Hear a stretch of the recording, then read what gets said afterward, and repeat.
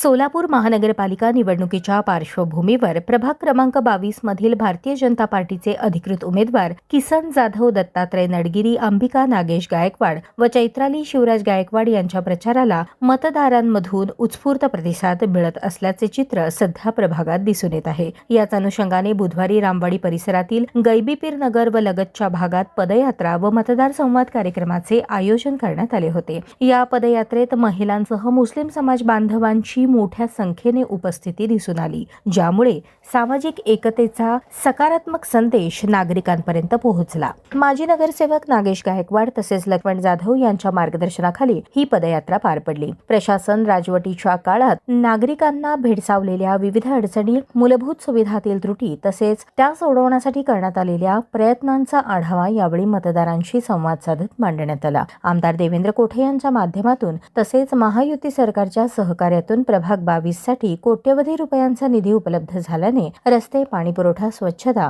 आदी कामांना गती मिळाल्याचेही सांगण्यात आले। पुढील काळात आरोग्य सुविधा बळकट करणे, ज्येष्ठ नागरिकांसाठी उद्यान, बालगोपाळांसाठी चिल्ड्रन पार्क तसेच स्वच्छता विषयक भरीव कामे करण्याचा मानस किसन जाधव यांनी व्यक्त केला। लाडक्या बहीण योजनेअंतर्गत महिलांना भविष्यात अधिक लाभ मिळावा यासाठी शासन दरबारी प्राधान्याने पाठपुरावा केला जाईल असेही त्यांनी नमूद केले। विकासाच्या जोरावर पुन्हा एकदा प्रभाग 22 चे नेतृत्व करण्याची संधी द्यावी व मतदानाच्या रूपाने आमच्या पाठीशी ठामपणे उभे राहावे असे आवाहन यावेळी किसन जाधव यांनी मतदारांना केले।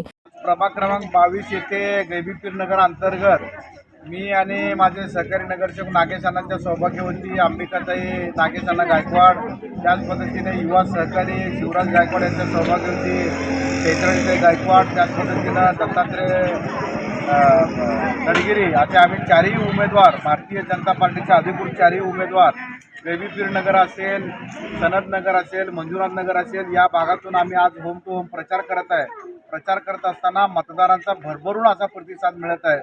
विशेष करून राज्याचे मुख्यमंत्री आदरणीय फडणवीस साहेब असतील, शहर मध्येचे आमदार देवेंद्रदादा कोटे असतील, यांच्या माध्यमातून जो महाराष्ट्राचा विकास आहे, सोलापूर शहराचा विकास आहे, विशेषतः माझ्या प्रभाग 22चा जो विकास आहे, आमदार देवेंद्रदादा कोटेंनी तिथं कोट्यावधी रुपयाचा निधी माझ्या या भागासाठी देऊन या भागाचा विकासाचं विजन ते पूर्ण करीत आहेत।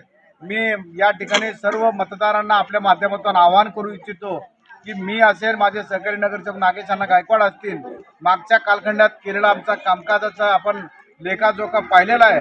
मागील 4 वर्षामध्ये सोलापूर महानगरपालिकेवर प्रशासक म्हणून आयुक्त हे काम पाहत असताना देखील आमदार देवेंद्रदादा कोटेच्या माध्यमातून असेल, महायुती सरकारच्या माध्यमातून असेल, राज्याचे मुख्यमंत्री फडणवीस साहेबांच्या माध्यमातून असेल, जिल्ह्याचे पालकमंत्री गोरेभाऊच्या माध्यमातून असेल, या सगळ्या नेते मंडळीच्या माध्यमातून सोलापूर शहराचा सर्वांगीण विकास होत आहे, प्रभाग 22चा सर्वांगीण विकास होत आहे।